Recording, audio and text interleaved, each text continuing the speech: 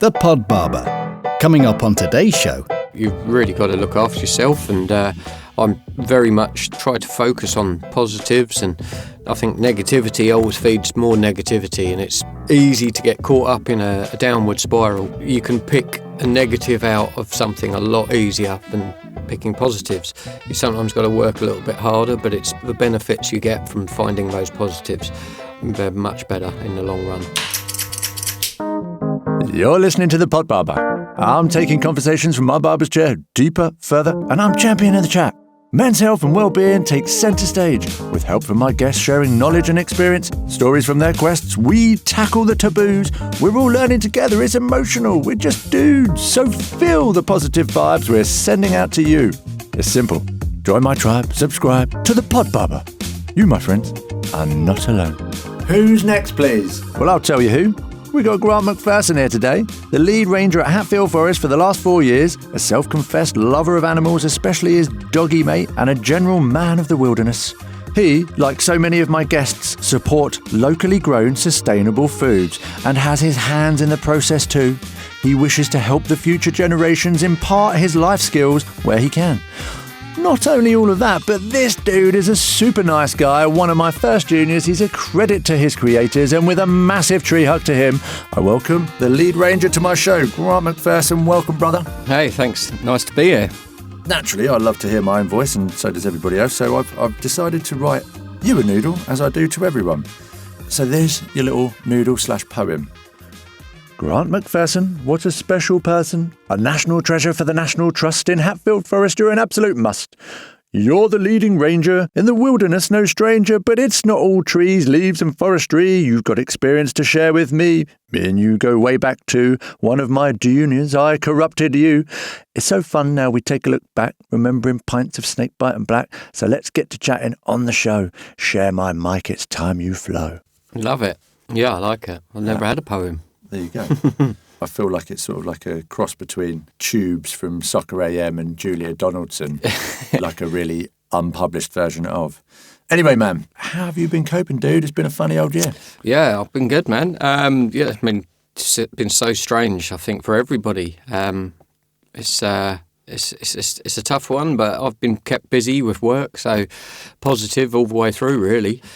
It's one what we'll look back on in many years, I think, and things just weren't normal. It's mad, isn't it? Yeah. Staying isolated, we've not been having sort of deep and meaningful conversations. We've not been doing nothing normal, have we? Yeah, I do worry a little bit that, when we are finally released, it will take quite a long time just to get back to normal, but I think it just makes us all a little bit more aware of each other, and respecting each other's space a bit more, so that's hopefully a good thing. Space, the final frontier. You're more grounded though, aren't you? But I imagine, like, knowing what the stars are all about, you get to view probably the most uninterrupted sky systems, because around forests there's very little light. Well, you'd think that, but where Hatfield Forest is based, right opposite the Stansted Airport, so you've got a hell of a lot of light pollution from there, plus it's next to the M11, so but on certain nice clear nights you can get some pretty good shots, but it's been interesting over there through the pandemic, because obviously there's been a lot less flights taking off from the airport, so it's been really noticeable, the noise difference, and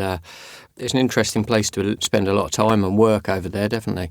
You get to see how the environment responded. It was well documented, fish swimming back up rivers and what have you, bunny rabbits not sort of putting their paws over their ears all the time with the road noises. And, Yeah, definitely. Even like say, I remember seeing that on the news where they were able to see the Himalayas through, the smog, which they wouldn't normally be able to because it was the city. That was such an epic scene. But on a more local sort of thing, I know from working this time last year through that big lockdown, we were seeing so much wildlife in the forest during the day, which you would never see because there was just so many people and dogs normally scaring it off. We were seeing foxes on a daily basis. To come up within a few metres of us, which is a real rarity in somewhere like Hatfield Forest because of the amount of dogs there. But it was great. Is the forest a self-contained ancient forest? Is it can it extend? Could it be furtherly sort of replanted and developed? It could be, but it's mainly surrounded by farmland. So it's still the traditional footprint, what it originally would have been. Obviously, the shape of it slightly changed. Certain areas which were wooded and coppice, they're now grass pasture, which is used for grazing animals, and it's been done that way for hundreds of years. The techniques they use at the forest would have been to cut coppice wood for fueling heat and that through the winter, and then the tops of the trees would have been used to feed grazing animals. So it was a real area which would have been used by multiple people, different commoners and grazers. So, like, actually, back in the day, it was more sort of like cradle to the cradle as opposed to cradle to the grave kind of industry it was supporting. Yeah. Sort of perhaps something that we need to sort of go back to. Absolutely, yeah. I mean, it would have been supporting the locals for a long time. I mean, traditionally, it would have been stocked with animals like the deer. The fallow deer were introduced by Charles I, and they were brought in from Sicily. The original herd, it was actually DNA tested a few years ago, and they've still got derivatives from that original herd still in the forest. So we know that's how the fallow got there. There's one of the properties on the forest is called the Warren, a very important part of the forest in sort of medieval times, because it would have been the person who would have lived there would have been protecting the rabbit warren, which would have been, a real source of protein for people in that area, but also they would have been feeding the palaces with it down in London. So, it was a really important place. If you're going back hundreds of years, there would have been royalty there hunting to feed their palaces and for sport, but great bit of history to be working and part of,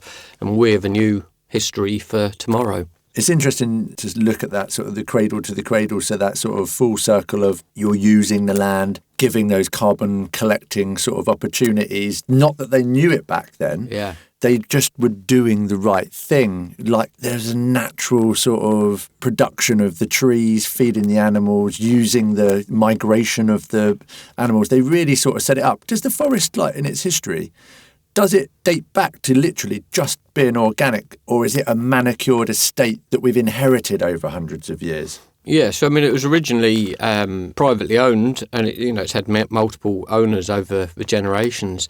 But going back a slightly less amount of time, it was handed over to the National Trust in 1924. So basically, we're coming up to its centenary birthday that the National Trust owned it. And obviously, the National Trust's idea is just preserve these special places forever for everyone. So, we're trying to continue the way it's been managed for hundreds of years in the same sort of techniques, in using grazing animals rather than mechanicalising a lot of it. And it's just, a special part of British history, really. There's very few places left like that in the country where you can go and you can see that instant bit of history. There's pollarded trees and coppiced trees there which have used those processes for hundreds and hundreds of years, and you can just see that, and you can tell from a quick glance across the landscape the way that it's been done. It's still continuing, so it's a really special place to sort of try and manage, because I know that will be still there in hundreds of years and hopefully still managed in the same sort of way.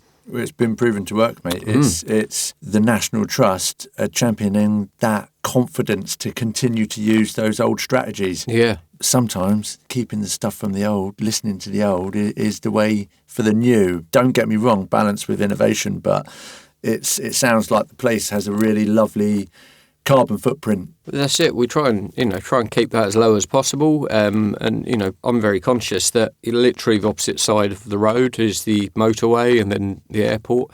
So anything you can do to try and offset any kind of carbon footprint is a big thing.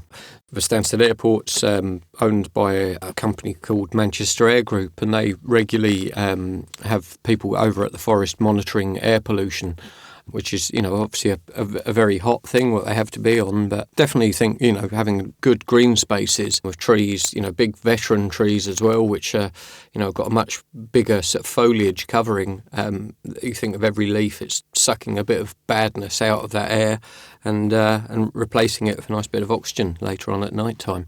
Rewilding is a big thing which, is going on at the moment. At the forest, we really try to do things as naturally and leave lots of different zones and areas. So it's if we're cutting down a certain amount of trees, people think that you're just taking away that bit. In actual fact, you're rejuvenating the next bit of life. From where you're cutting down a tree, you're allowing the light in, so you're allowing the understory, which is basically the ground level where the grass is.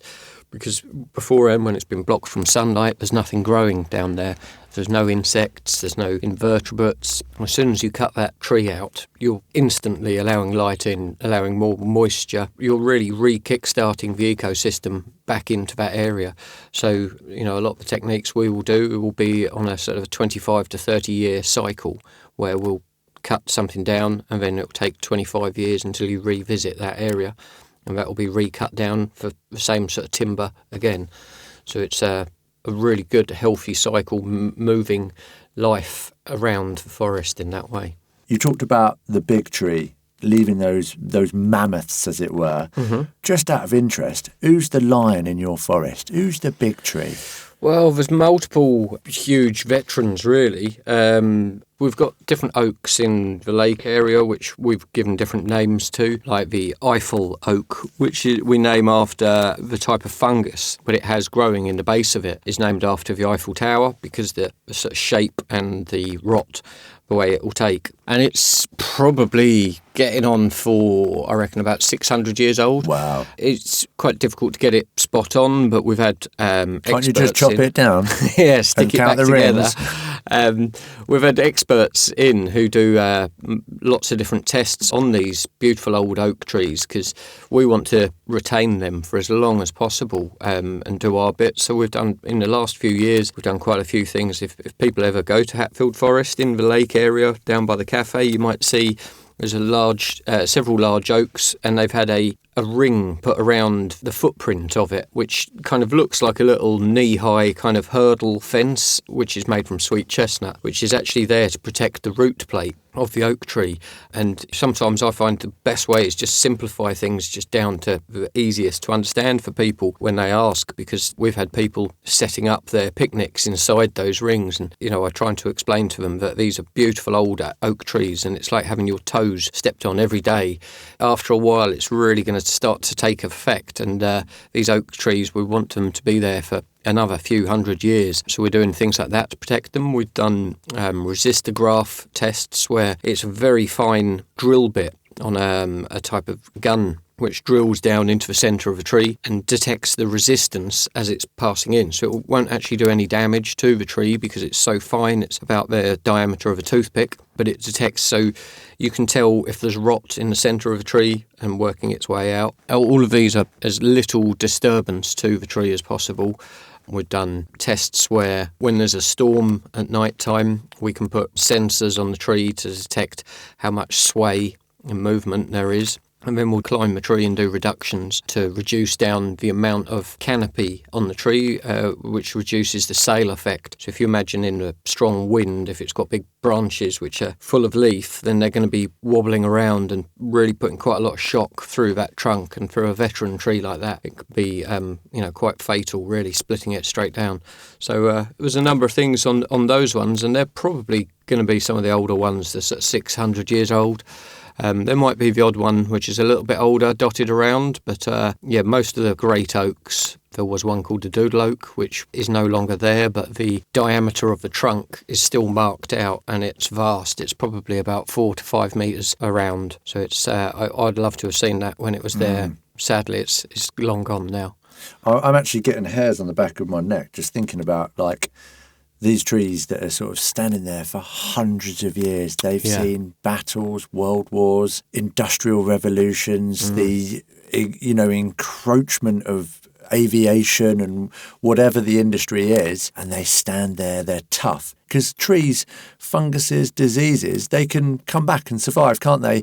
But they'll bear the scar. And when you're then coming to the end of these great trees' lives, and you see that in the the wood that's then timbered for people's bar tops. Yeah, exactly. That's what gives it character.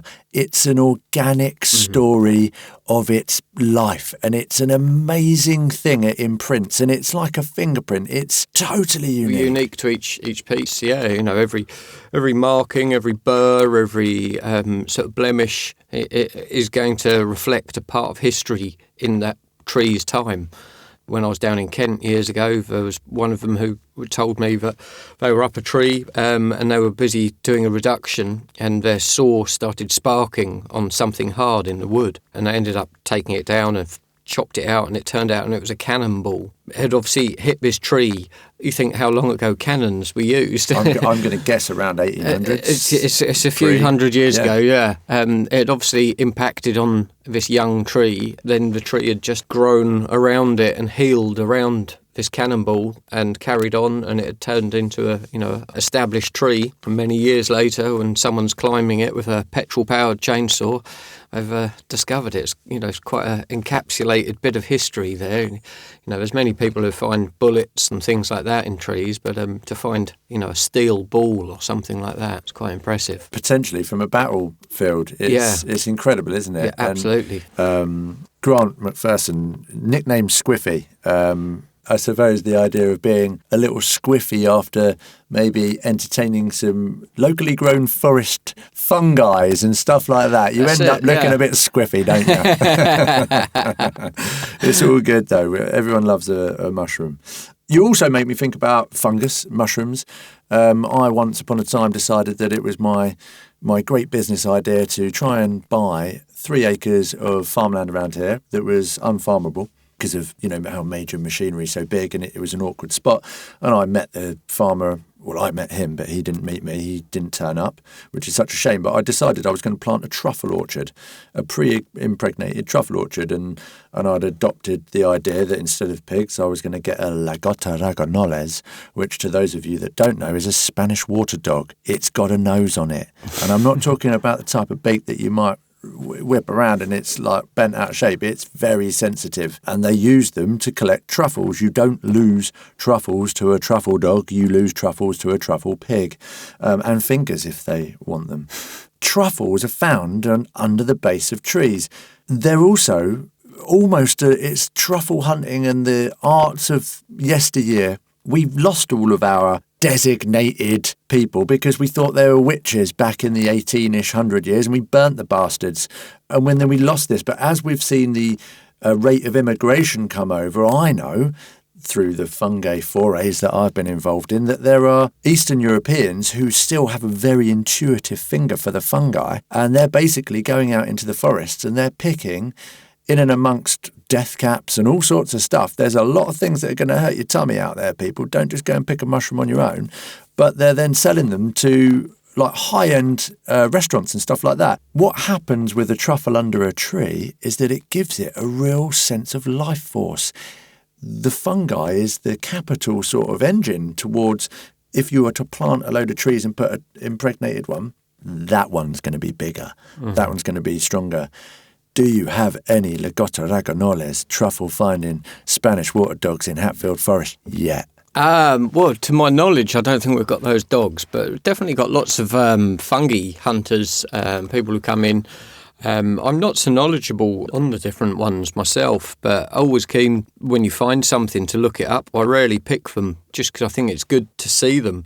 And I think there's a lot of people out there who go foraging, who know their stuff a lot better than I do. So I think it's sometimes better just to leave it for someone who might know better. What I don't want to do is go and pick something and then not use it. And waste it. And also you need to leave some there because otherwise they're not releasing their spores, so there won't be the ones for the following season. I went mushroom picking in Australia with a couple of surf dudes that I was pretending to surf with, and I was very keen, and I used to make mushroom scrambled eggs, and it would go blue and inky, and it was, oh man, trippy. But we used to pick the cowpat fields. But in Australia, it's like a commodity, man. They love getting twisted, especially around Byron Bay. Okay. So the farmer dudes would be out there, and you have to pick these things by 11 o'clock in the morning because the sun basically shrivels them. Oh, right. And then they go over. Yeah. So we were out there picking them. I mean, I've been shot at, and they were what you're looking for over there, people. If you're in Byron Bays, they're called blue meanies or gold tops. And don't take a surfboard out with you. That's all I will say. Stay a little bit closer to the shoreline. All goes a bit wobbly. So we've hammered the little fungi section a bit there. Trees. What's the capacity for a tree's life? What's the oldest tree in the country? Have you got any idea? Obviously, it depends on species. Certain trees have got a lot shorter lifespan. Basically, some of these, like you were talking about the redwoods, and you're thinking about pines, and the more soft wood, the quicker it grows. So, for instance, some of the wood what we'll use for building techniques, they would grow in colder climates because then it slows down that growing. Basically, the slower the growing, the tighter the rings on it, so the harder the wood. So you've got an oak, which is nice hardwood, will take a long time to grow, whereas you've got a nice willow or pine or something like that where it grows very quickly. The gap between the rings will be a lot larger. But, trees can continue, if they're managed, they can continue to live a lot longer. For instance, I was talking earlier about different techniques we use, about pollarding and coppicing. The pollarding is a way that has been used in grass pasture where you've got grazing animals quite often in our situation. So it allows shade and the tree to still be there, but you cut the tree above the browsing line. The browsing line is where the animals will graze up to. So if they lift their heads, then they can only graze to maybe 4 to 5 foot. So you would do the cuts above that, so it turns into like a kind of a lollipop type tree. And again, you continue to manage that every cycle. But that obviously doing that means that tree can keep on growing without getting to a size which would then end up snapping out and possibly dying. So that original trunk can be there for hundreds and hundreds of years and just keep on getting thicker and thicker and stronger. Because if you're thinking about the outside layer of that, if you think of a tree, if you cut it in half and you've got that ring, it's only really the outside inch to 2 inches of that ring which is still alive, the cambium layer. The inside of that tree can die off and start to feed the rest of that tree in its life. So it's all about the way it will just keep on recycling its own energy. When you go out into the wilds and you see those twisted, gnarled up sort of horror movie sort of trees, and they literally are hollow in the middle of that. Yeah. I mean, they make great dens for kids, don't they? That's it. Well, I mean, Hatfield's just full of those. We've got on the entrance road, if you come into Hatfield, as you're driving in, on the left-hand side, there's old hornbeams, which I have completely split out. You can walk between them, and they've got quite a spooky kind of feel to them, definitely. I remember when I was fairly new to the forest, driving in, and there was a group of people, probably about 10 to 15 people, standing hand in hand with one person in between the split trunk, which the tree's still perfectly alive and growing. It's just as if it's been struck by lightning, split it right down the middle. And one person stood in the middle, and this group of people are spinning around them, which it looked like something off like The Wicker Man, some sort of horror film. And it turned out they were druids just having some sort of ceremony. But obviously these trees have been there for a long time, and people have taken part in different things like that, really, for a long time, really. So it's interesting seeing that things like that still happen. I suppose it's the interaction that humans have with trees. It's not all negative. It's very positive. People love trees. I want to ask you, just we've handed ourselves all over the forest, but a little bit more about you, Grant, because you're an impressive dude, man. You've got like a really cool history. Tell us a bit more about you, bro. So, I mean, might as well go back when we first knew each other. So I went to the same school. I think I was about a year below you and your brother, and started working in the men's room after you guys had worked there as juniors, and you were sort of going on, both of you were being trained up. I just sort of fell that stage where a new junior was required, so I came along and worked with yourselves.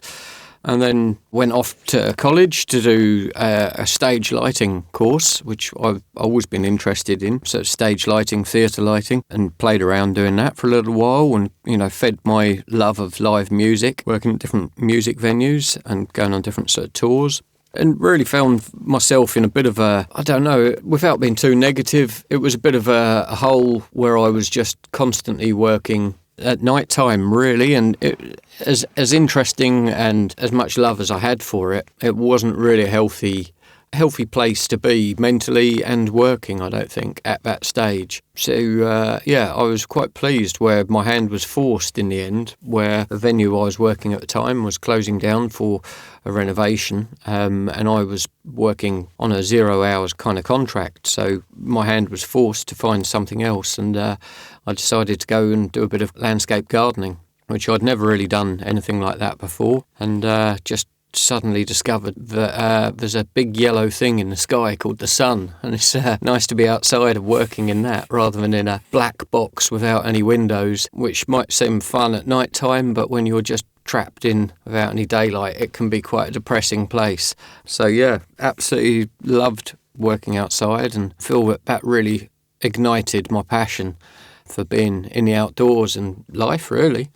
And just carried on doing gardening for many years before I went down to Kent and started working on large private estates, where I've always been into sort of sourcing food and foraging and hunting since a young age. So I was able to link that passion of working outdoors and start dipping my toe into the water of areas what I hadn't been before, with some of my employers who shared that love of fishing and hunting as well, and ethically sourced meat for the table, which you know where it's come from and its history.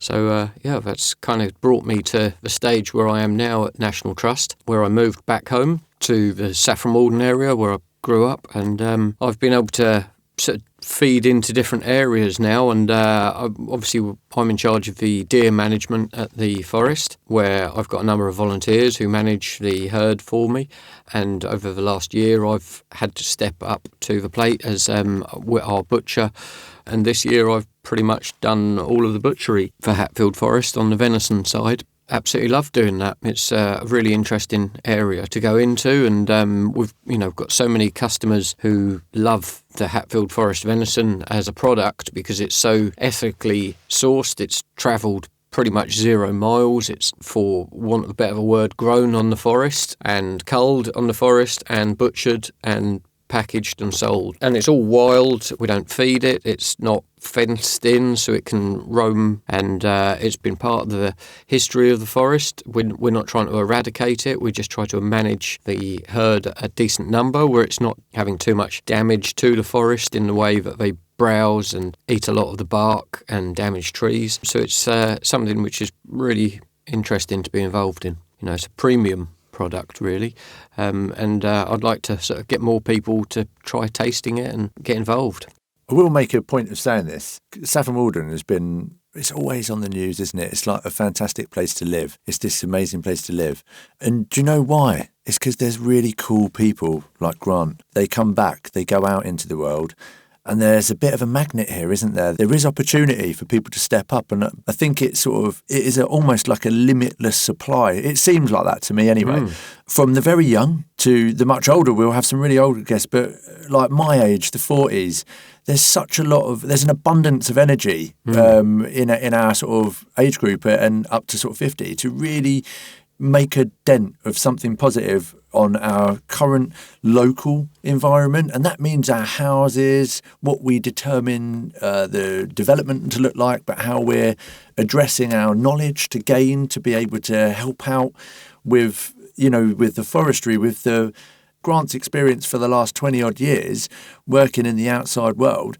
You can basically have a chat with him. You can go and support the National Trust, go and visit Hatfield Forest, and you can take that on board. You can really upskill, can't you, and really find a different future, or at least enjoy the outside more. I think we've all done that a lot more throughout these lockdowns. Definitely.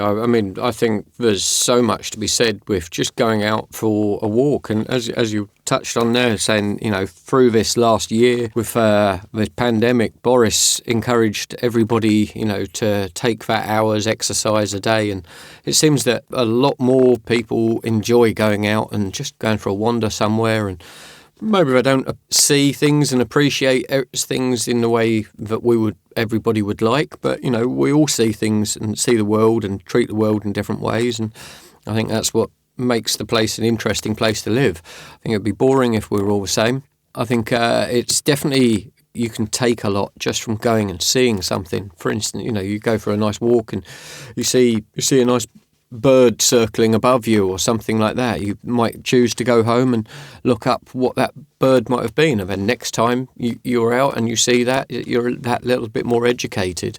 I mean, through the lockdown, it's been quite difficult, but we take volunteers at the forest, which has been something which is really important and vital for a lot of people's mental health and well-being, and I'm sure we'll see a large increase once we start coming out of this lockdown. And it's fascinating, even, we have group volunteering days as well, where corporate companies might send, there's a company which is fairly locally based, where they have a graduate scheme, where they take on sort of maybe up to 40 graduates every year. Super intelligent youngster, sort of out of university, and they're set for high things, I'm sure, but they come out to us for a day. We've laid on a little bit of work. We might be doing a bit of fencing, stock fencing, for creating a new grazing area for the sheep, which is quite a simple task, but it's something which they can see why it needs to be done. The sheep need to be protected, and by the end of the day, we've completed that, and they've got something out of it, and they know that will be used for years to come. But the benefit they've had for that few hours, where they might have just been banging in some fence posts and putting up a bit of stock netting, but working in the outdoors in a bit of fresh air, they benefit so much from it. And we get a lot of feedback from their companies, and very grateful. And obviously, financially wise, it's quite helpful to the National Trust for us, because we take a donation from those. But I think there's always something to be done. I mean, for instance, this afternoon I'm going to go around to one of my colleagues' garden. I'm off to prune their apple tree, just as a bit of a back-scratching exercise, really, where they're then perhaps not able to do that themselves, but they'll do something in return, and it's just a nice friendly gesture. It's no money to be changing hands. It's I think there's a lot to be done at the moment, just for checking in on people and making sure people are all right. Be respectful for each other. Pay it forward, Grant. Common denominator with every conversation we have. We'll all articulate it in a different fashion, because it depends on where our roots are based, doesn't it? But the point is, I give a few free haircuts from time to time. I give a bit more time when I know someone needs it, and it goes a long way. Yeah. I just think it's free to be nice. If you continue to be that way and you continue to view things positively, it has such an impact. And it is like a vibration that travels not just in your sort of space, your few square metres that you're taking up, but it goes a bit further. And if we can get enough of us doing that, it's almost like a chain link, isn't it? Definitely. And there's an emotional sort of structure, somewhat like these big veteran trees bear roots. Everything above the ground, there's the same underneath. If we can all ground ourselves a little bit like that and put the same kind of vibes underneath us, wow. Definitely. You've really got to look after yourself, and I'm very much try to focus on positives, and I think negativity always feeds more negativity, and it's easy to get caught up in a downward spiral. You can pick a negative out of something a lot easier than picking positives. You sometimes got to work a little bit harder, but it's the benefits you get from finding those positives. They're much better in the long run. Do you know what I did do, and I recommend it, and it's a great opportunity to say this. I did the mental health first aid training course because of my job, because of my relationship that I have with my local community, and because I know before a pandemic, people stress, people have problems. It's not always easy for people. I've been there, you've been there. We'll talk about that a bit further later in the conversation. You can come from a kind position, and that goes a long way. You can ask someone how they're doing, how they're coping. But most people will go, yeah, I'm all right. Or they'll start to tell you, and a lot of people you see instantaneously switch off. I think the idea is you've got to actually be genuine and authentic to really savour and nourish your soul with the response of helping. And you've got to follow through with it. You've got to pay it forward properly. But once you start on that roll, man, there is no turning back. So the mental health first aid training course, or the Lions Collective course, or whatever it might be, Samaritans, anything, just upskilling yourself to sort of understand the nuance of how to help pays dividends. It certainly helped me. Within that first week of doing that course, I was able to apply all of that knowledge that was shared brilliantly by the coach, and I was able to help my next door neighbour out. And what was lovely is that we did it as a community, as a street, and that would not have been the case if I hadn't have done that training. So it's fundamental that you have to upskill. And Grant, you talked about the idea that you've got these groups, these businesses coming and supporting the National Trust. You know, it is a national treasure for us. They're an amazing company. How are they treating you? Bearing in mind you've been there for 4 years and you've had some difficulties yourself. How have they played a positive effect on you and kept that story being more optimistic for you, Grant? Well, I mean, as an organisation, I think they're very well-being and mentally aware of staff and visitors. It's a very nicey kind of organisation. I'm sort of somewhat in the middle. I'm very aware of it and try to take care of myself and, you know, people around us. Yeah, I feel in quite a good mental place myself at the moment, so it's always nice to be able to try and offer help to others as well. That's great news. You told me the other day when I hooked you up for this that you'd been meeting up with your nephew, which is, you know, it's a difficult subject. You've had, you know, bereavement in the recent years. Working outside, it's probably been giving you a bit more tooling to be able to deal with that. Can you just tell us a little bit more about that? Yeah, so as I said earlier, I was working down in Kent on private estates, and my brother, who was 6 years older than me, he had been quite unwell for a number of years with quite a rare form of cancer. He had a growth kind of thing on his foot, and it had been misdiagnosed a few times in different ways, but it spread through him and he went downhill quite quickly. So, yeah, I lost my brother a few years back now. And as you say, with my nephew, I was out with him the other day. We set this up before my brother had passed, and it was his idea. And it was something what we called the Five Uncles, which was myself and 4 others who were all stepped up to take on a bit of a role in the bringing up of my nephew and my niece. But mainly my nephew, because there wasn't going to be that father figure or that sort of male input there anymore. Whereas my sister-in-law, my brother's wife, she's got a couple of sisters as well. So we knew that my niece still had that input there from that. But my nephew, he's 9 now. So myself and 4 others, my brother's best friend from school, 1 friend from Cambridge, and 2 other relatives from my sister-in-law's side, all from very different backgrounds and work lives. My brother's best friend is a farmer in Suffolk. There's myself. There's 2 filmmakers. One of them's a very successful film producer. Basically, it's a really nice way of us all spreading it out a little bit, but taking them for days out, little breaks, give their mum a bit of a break. My nephew's he's got to that stage where he's kind of needed just to have a bit of male contact, really. I'm not an adult input in his life. I'm just another big kid, which is what all they need, really. They just want to go and have fun and talk about silly things, and, you know, it's just infectious, those giggles and laughs. So it's so nice to be able to have something nice come out of it in the end, really. It's nice that I've grown a bigger connection with my nephew and niece, and they want to be with me, which is really nice, because obviously I'm the closest thing they've got left to their dad, really. So, yeah. That's lovely, man. I thank you a lot for sharing that. It's, you know, a young man leaving a young family. It's incredibly raw. It will never heal. But like the tree with the cannonball in it, things can grow around it. Exactly, yeah. You know, it's definitely something which will always be with me. It's a difficult thing to lose someone, like you say, at an early age. He was 42. Yeah, he had lived a very clean, healthy life, was really into his CrossFit, never really drunk or smoked or anything like that. So it's just the way luck goes, I think, sometimes. But it's brutal, isn't it? And I can see you're emotional, and you're making me emotional. I think the thing that I take from this, he had that opportunity to be able to set something emotionally sustainable for his family. And it must be so difficult. And we've all seen the movies, haven't we, where they've written letters for birthdays and what have you. And he's passed that baton of him into the future. There are lots of people that say they want to do these things, but, you know, you've got to do it, haven't you? And you're stepping up, and I really commend you for that. Because it isn't easy, But I also see the importance of sharing the workload and embracing these 4 uncle brothers that you've got. Yeah. And it's the different opportunities which we can all bring something very different to the party.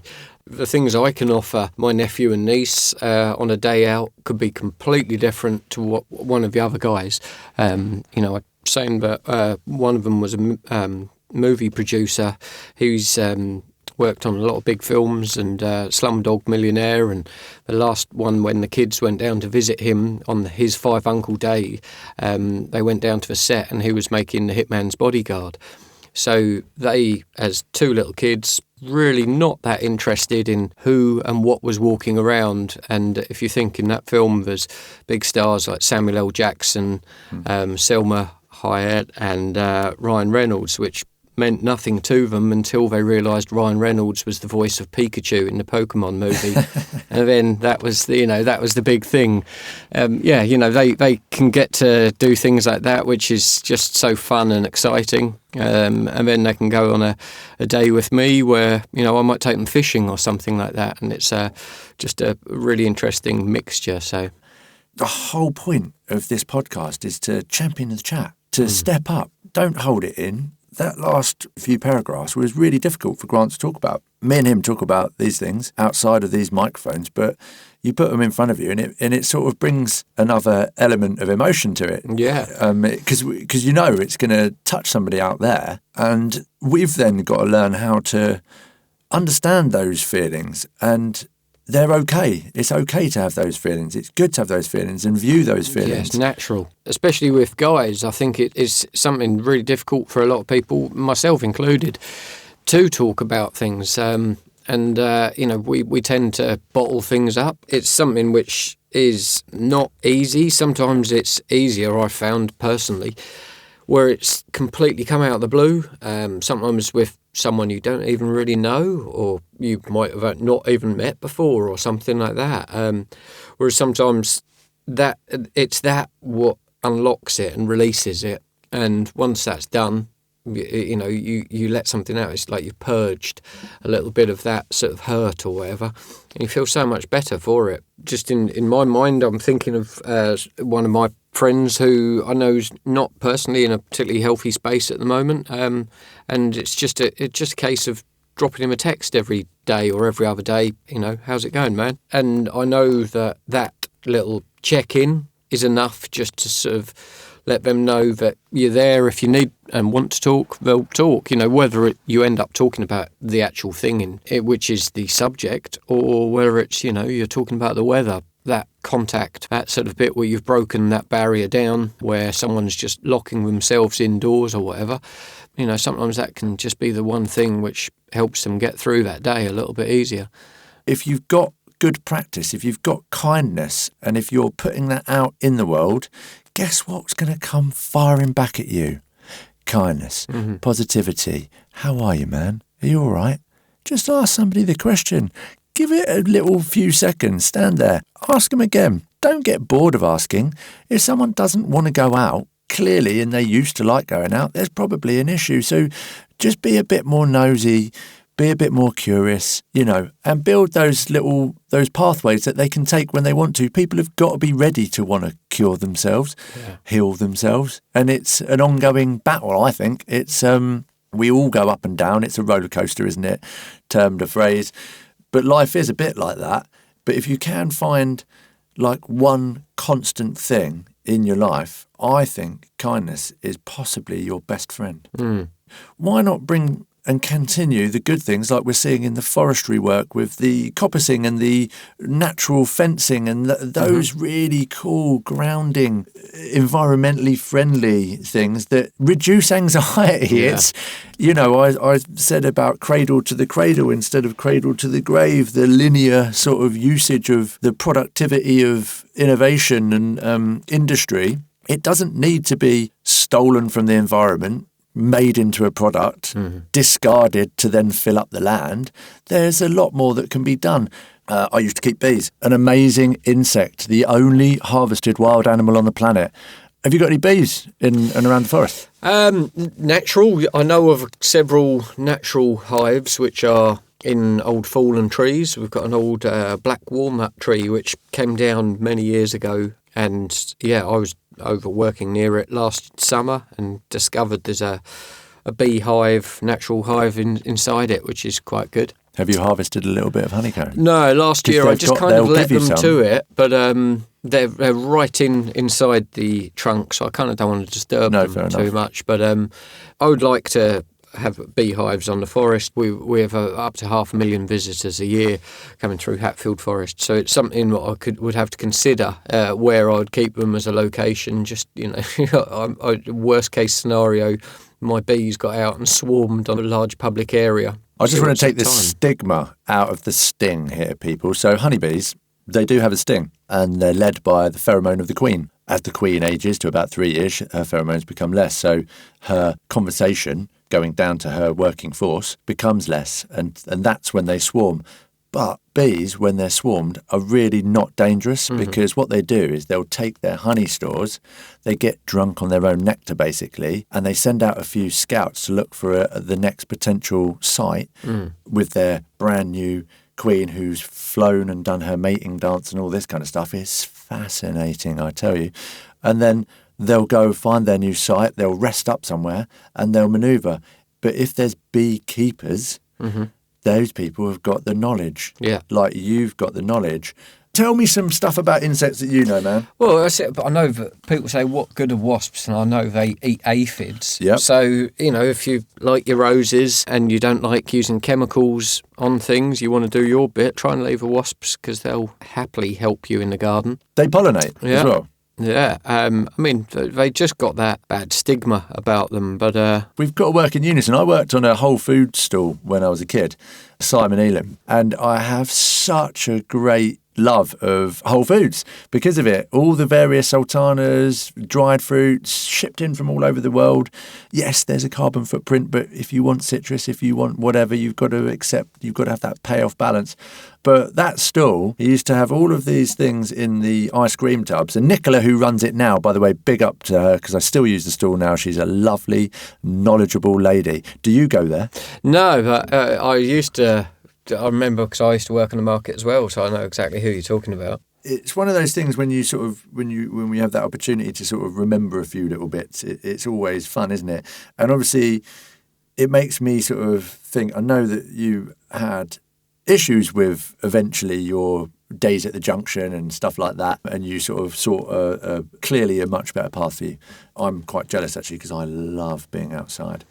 But naturally, you did help set up gigs. You had a really cool, illustrious younger years, didn't you? Yeah, a bit of a wild years, definitely.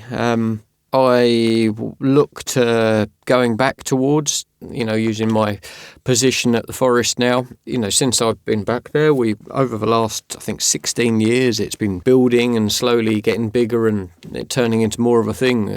It's a festival which has been run out the forest in September called Woodfest, which I've been involved in the last few years. Obviously, we've had to put everything on hold this year and possibly next. And it's been something which one of my rangers has built as his little baby, really, over the last length of time. And it's kind of like a folk festival type vibe, which has always been really interesting.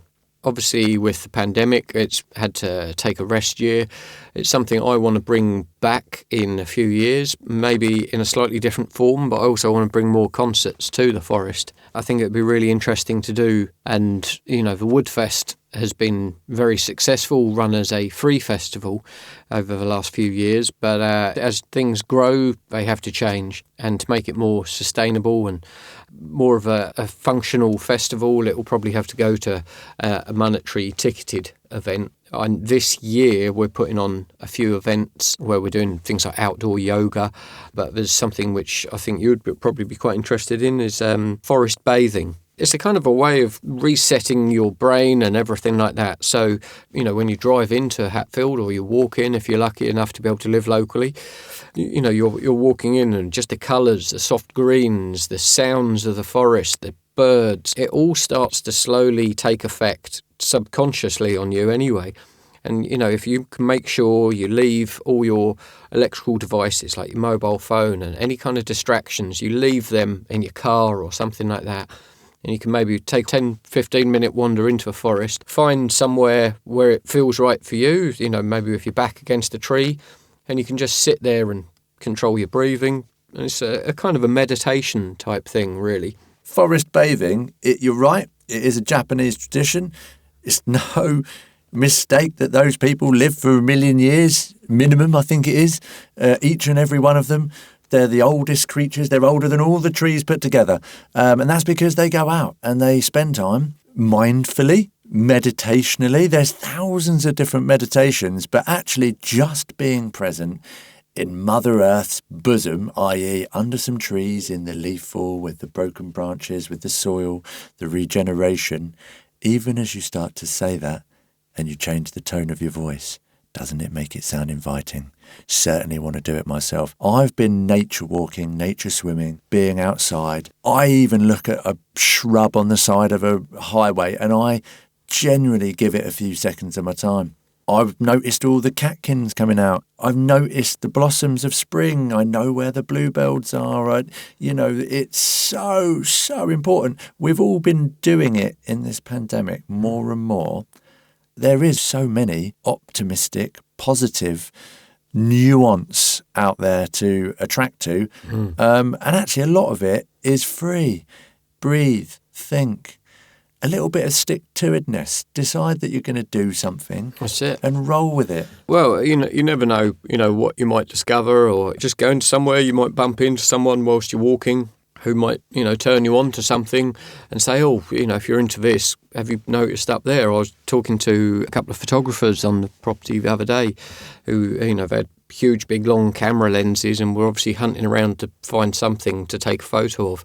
So I directed them in the direction of the tawny owl nest where, it's in an old hollowed tree. And if you didn't know, you'd walk past it 10 times because the owl's heads are sticking out of the hollow and it's just so camouflaged. But when you can see it, and, that really made his day. Him and his wife were just out wandering around, probably not got much better than a few ducks taken a photo of or something like that. So something like that, just takes 5 minutes out of your day, but you've properly made that person's day. And they'll go home and they'll develop those pictures and, he'll be talking about that and show that to someone else, and it's a knock-on effect. It's, it's something what we should do. So basically, the National Trust, as I hear it, are starting deep forest trance parties and we're all going to go mushroom picking. Come on, do I get a free ticket? Of course, mate, of course. But don't quote me on on putting those parties on. But I'll probably be there, certainly. Yeah, I'm really looking forward to it, man. I'm definitely up for the yoga, 100%.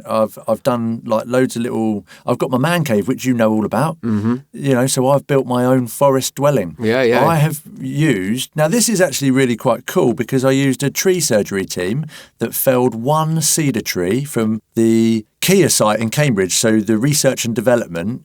They then milled it up with their mobile mill, but they were a bit slack on getting me in the bar top. So I reached out to my main man, Grant Mcpherson, and actually this is a great opportunity to say, if you're looking for bespoke one-off pieces of wood, Mercer Tree Surgeries locally, but also Hatfield Forest. It's a way of supporting your local forest, isn't it? These things are being taken down. They're not all useful, are they? No, but it's all byproducts of our conservation work. So, we're not commercial tree surgeons like the other guys you mentioned. We're obviously old school friends as well. But, we're not taking anything down for commercial gain in that way. It's done as either a conservation reason or a safety reason. So, where we're, as I was saying, coppicing, where an area's maybe been growing for 20, 30 years, we'll go in and coppice that and we'll take out a certain amount of standards, what we would class as like oaks and hornbeams, and we'll leave maybe 12 per hectare, which is enough space to still allow light through to the canopy floor.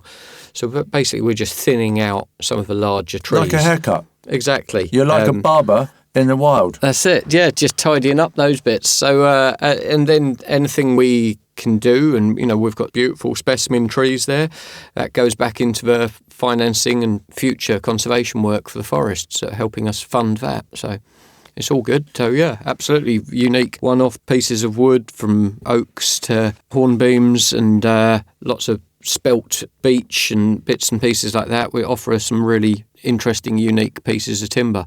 I mean, the piece that you gave me, it's a spelted hornbeam. Now, you did teach me a few things. I'm going to see if I can remember them. Spelted hornbeam used to be used in smaller, sort of like rounders bats, that kind of thing, for production. It's one of these very slow, dense growing, very, very hardwood. So it wasn't a commercially viable, like a willow, for instance, cricket bats. There's a certain river where they all grow and they're owned by the cricket bat producers. You can look into that at another point on your own. So to get to the point where you've got this massive, great big veteran tree to then be able to give it some purpose, that will sit in that bar way after I'm sitting there pretending I can drink on it and playing poker on it. It's a cracking thing. And again, we're talking about cradle to cradle as opposed to cradle to the grave. So important. I am going to turn the conversation onto the grave. When I get buried, I want to be buried in a forest, but not like it's being done now. I want to go no box, just me and everything, wallop straight back into the dirt, and I want to basically feed the next generation of microorganisms. Is that something that's going to happen? Is that possible? I don't know, I suppose so. I mean, I know there's sort of woodland burial grounds. I don't know whether you've got to be cremated or anything before you go into them. I think they normally are, yeah. But that and seems I know they've waste. got more sort of eco boxes, like cardboard coffins and wicker ones and things like that, which seem to be, much more eco-friendly than a hardwood thing which has been growing for that long with all the bits and pieces on. But yeah, I don't know. I mean, it's something which should be thought about, really. In my mind, once you're gone, you're gone. It's nice for people to have somewhere to maybe go and remember you, but it doesn't necessarily have to be there. I mean, for instance, with my brother, we wanted to do something quite a bit more cheery. I find graveyards are quite a sombre place, and I remember when I was a kid being dragged around places when we were taken up to Scotland on holiday by my parents because they were from Scotland, and they might want to, go back to the graveyard where their dad or someone might have been buried, and it meant nothing to me as a child, and it was a boring, miserable place where you had to not be running around screaming your head off. You had to be respectful, which is not very fun for children. So which we chose, which was actually chosen with my brother beforehand, was to have a commemorative bench made, and we had it installed up at Wandlebury Woods on the way into Cambridge, because just on the outskirts of Cambridge, he used to go there regularly with the kids when he was well and walk on the weekends, and we ended up choosing the spot which overlooks the Fulbourn golf course. So it's really nice, beautiful view, and there's a nice bespoke bench, and it's something nice. Every time you go there, it's a happy. There's no sadness walking up to it. There's no approach where there's other gravestones or anything like that. It's a happy time. You go there with a picnic. Yeah, I love the idea of being more useful once you've gotten as well, where you get turned into some sort of compost or something like that. Well, basically, that's exactly really what it is. If you could put yourself into the dirt and then as you're decomposing, you're feeding that natural balance, and then there's a tree planted over you or whatever, I mean, surely that has got to be the greatest way to offset yourself. So if you didn't plant a tree in your life, why not plant one in your death? Yeah, feed one. We talked about forest burials. Man, we've covered some really cool ground today. There's a lot of positivity with just generally with the environment, isn't there? And the encouragement of the meditation and the yoga practice, it all revolves around health. What are you doing to look after yourself at the moment physically, man? Because you look in pretty good nick to me. Probably not as much as I should. Whenever I see you, I always feel a little bit sad about myself. I've not been able to drag myself to the CrossFit gym yet.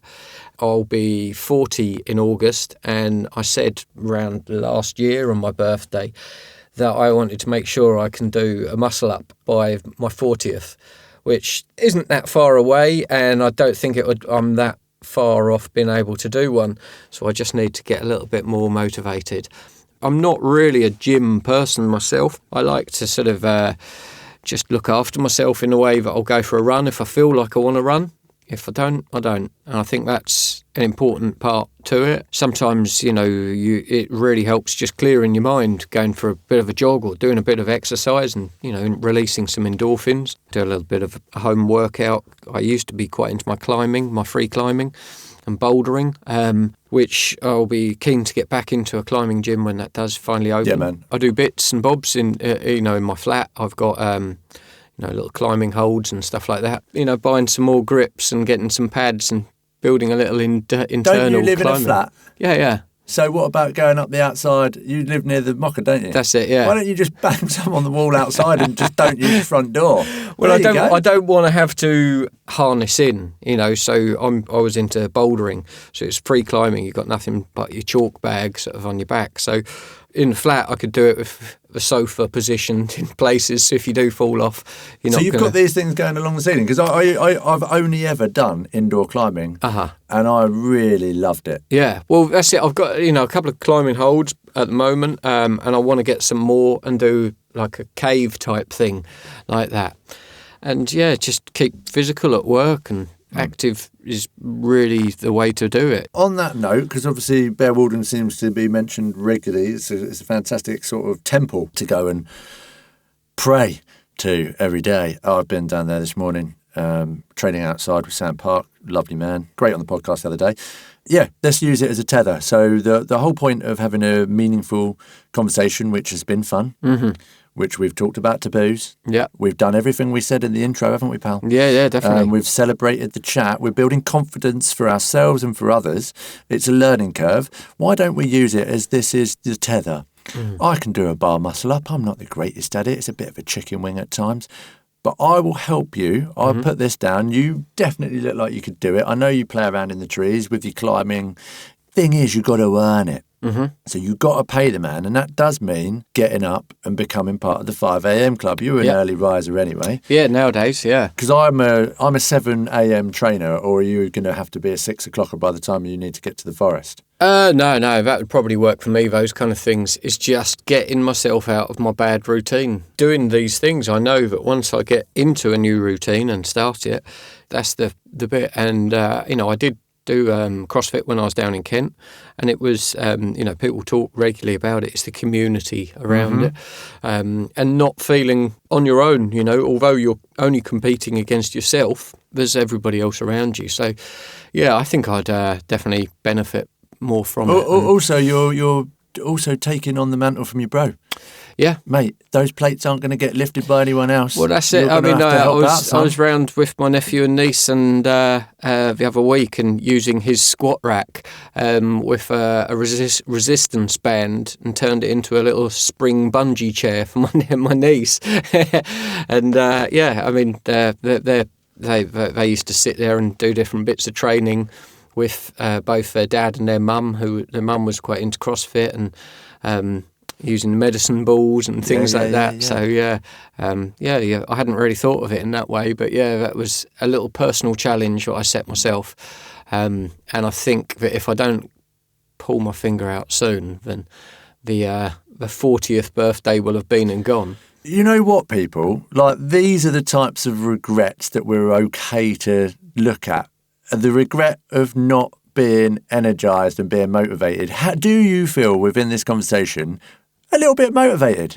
Oh, definitely. I can take motivation from the strangest of places, and people who you can look at and think, Christ, I wouldn't be motivated by them in any way, shape or form. But if you look hard enough, you can think, no, look at them, good for them. They've got up, they've done this today, and it doesn't matter if they're struggling, puffing away, trying to jog down the road. And at least they're struggling and puffing away. Look at them, they're doing it. And it's too easy to point your finger and say things about people, but sometimes you've got to look a bit deeper and think, yeah, look, they're doing it. So basically, you don't need to go through the whole rigmarole of the 6 to 8 pre-classes, because you know how to basically Olympic lift and stuff like that. I'd probably for a refresh. Yeah, definitely. I would rather do something and be shown and corrected than do something wrong. And I'd always want someone to jump in and say, I'm very flexible and always have been, and with things like yoga and stuff like that, I think I can sometimes go too far the bendy way, twist yourself up, and I think you're actually not benefiting from those movements and things like that. But holding that little bit of tension, man. So realistically, you've just set yourself a behavioural change, and you've done it with me. Yeah. And I am a relentless man on it. And just by me texting you, have you given me any notes yet? Have you given me any notes yet? That's it, yeah. You can, I've opened that floodgate. it's your own fault, but I'll keep you honest, man. That's what it's all about. I'll keep you honest. Nutrition, supporting, local, produced. You brought me some amazing meat. We talked about the butchery. Is there anyone that's championing good local produce that you want to lead us to? Well, I mean, there's all sorts of things going on. I wish I could remember the name. Yesterday I was out on a little dog walk, and down by the Saffron Walden Football Club, there's this new van where it looks like an old Volkswagen van, and they're selling all consumables, which is packaging free. So you take your packaging down there, and they've got seeds, flour, and all of this stuff, and top up. I think things like that. I like I say, I really wish I could remember the name off the top of my head. I'm sure many people listening will know of it, but just what great little ideas things like that are doing. Refill. So cradle to the cradle. Yeah, with the meat and things like that, that's something that I would really like to. I've been dabbling with the idea of vegan and that for a while. I actually quite enjoy the taste of the vegan food. I wouldn't necessarily go to being a strict thing. I think, if you've got a nice quality, locally sourced bit of meat, which might cost you a little bit more, then you don't need to have that 7 days a week. You might only have it 2 days a week. Yeah, so, I'm really keen to sort of try and promote and do bits like that myself as well with our venison. And I'd like to get some other restaurants and chefs and things like that involved in it in the future. I know that Jamie Oliver's not long bought a place over in Finchinfield, Spain's Hall. I'd quite like to get over there and just have a chat with the estate manager, because they're doing a similar type thing to what I'm doing over at Hatfield Forest. Maybe that's something we could work on together and use his position as a bit of a footstep for things like that. Locally sourced meat, definitely interesting. I mean, you mentioned Jamie Oliver, like I mentioned Saffron Walden and its finest exports and imports. I mean, Jamie Oliver's got to be up there, isn't he? I've cut his hair a couple of times and he's brought the boy in. He really supports local producers. He's a really good guy. He has definitely used his position inspirationally at government level, and he's probably got a lot of scars from the time spent and the effort spent, and there's always going to be the finger wavers, Jamie Oliver, but actually what a remarkable young man that's come from this area. What an impact he's made. I think such a positive dude. So a little reach out to Jamie Oliver. I'd like you to come on the show and have a chat, and basically it's about how to become inspiring and to dream a dream. That's a great podcast for this area. And yeah, you're a marked man, Jay. I want you, pal. Grant, it comes to the time where I want to ask you my little curveball question. All I want you to do is pick one topic. I know what one I'm willing you to. I'm sort of telepathically, just because you haven't really talked about that yet. And then roll with it as you see fit. And remember, there will be kids listening. So teach them some naughty words if you want, because words are always good, but just roll with it as you want. Sex, drugs, and rock and roll, man. Oof. All right, I nearly dropped an F-bomb there, straight off. So what, what? Sex, drugs, and rock and roll? I don't know, man. You've got to love them all. Which one first, really? Well, you only have to pick one. And what's the first one that comes? Sex, drugs, and rock and roll? Well, it's been a long lockdown, mate. So, roll on April 12th. No, I'm fairly, I like to think I'm fairly innocent in that sort of a way these days. But I don't really know. Let's go for the rock and roll. That's something which I definitely want to be moving back towards. I made contact with an old friend who I used to work with in the music industry, and he's still been working in it, which is nice, just to sort of go and touch base with him and dip it back in and out, and go to some big gigs where he's been engineering the sound and things like that, and it's been really interesting. That was back probably about March this time last year, before we all got really locked down, February, March time. But yeah, that's definitely something I want to be touching back on in the future, as I was saying earlier, with different gigs. At the Forest, I definitely want to be doing that in a beautiful setting of an outdoor space. So. I think that sort of making an organic life smoothie of you get your Nutri-Bullet out and put your forest in there, put your music in there, put the creativity in there, the local forest food. Yeah, that's it. The components come together. You press the blitz button on that, and that's going to be filling you up all day long, isn't it? Yeah, that's it. There's a lot to be, a lot to give back to people, and you see the amount that people take from it. Just from like the Woodfest in previous years, you see how much people are enjoying just being in that natural space and a bit of music, and that's been going on for hundreds and hundreds of years at the forest. People using it for different purposes, going there and playing music and having parties through different seasons. Yeah, man, celebrate the seasons. Yeah. Is there anything that we haven't sort of touched on that you sort of queued yourself up with your morning meditation this morning? Did you think, I'd really like to sort of mention that? Or do you feel like we've combated quite a lot today? No, I think we've got quite a few of the subjects, what we were thinking about through. I mean, there's always new things, and I'm always keen to discover new stuff, and I think teaching other people skills as well, and it would just being there. I know you've always been quite interested in that sort of primal side of survival and things like that, and that's something which I definitely want to be working on in the next few years to perhaps do an offer of something like that ourselves, using my position at the forest, where I think it could be a fascinating thing where people could perhaps book on a course and come and do a kind of a survival mental health weekend type thing where, you've done that kind of, coining the phrase again, a tree set, where you've gone out and you've done a bit of your meditation or your forest bathing, and then we'll, maybe do a sort of a foraging type thing through the forest, following it up by an on-site kind of butchery type thing of, showing how things have been done. So I think a lot of people could get a lot out of that, and just think it'd be really interesting. I mean, can I just put my hand up and say that I'm so excitable about everything? Can I also make a suggestion to that? Could I suggest that you make that family orientated? Yeah. Because actually, it's the connection that I'm most satisfied with. I think that's a great opportunity to celebrate families, the 5 uncles, exactly. whoever. That's not just all these split little the women ideas. group, the female group. Yeah, you can do all of that, but let's just do it all together. Yeah, we're all people, we're all beings. So definitely, it's something which there's a lot of things which get lost over different generations. Something, just little simple skills of fishing. Something I'm wanting to do out the forest, where we're going to do like a young anglers club where I get fishermen there who love doing it, but maybe teaching the next generation on the good habits and good practice of simple things like that, which years ago might have been something you picked up from your dad. But nowadays, lifestyle and everything changes. Not everybody's dad.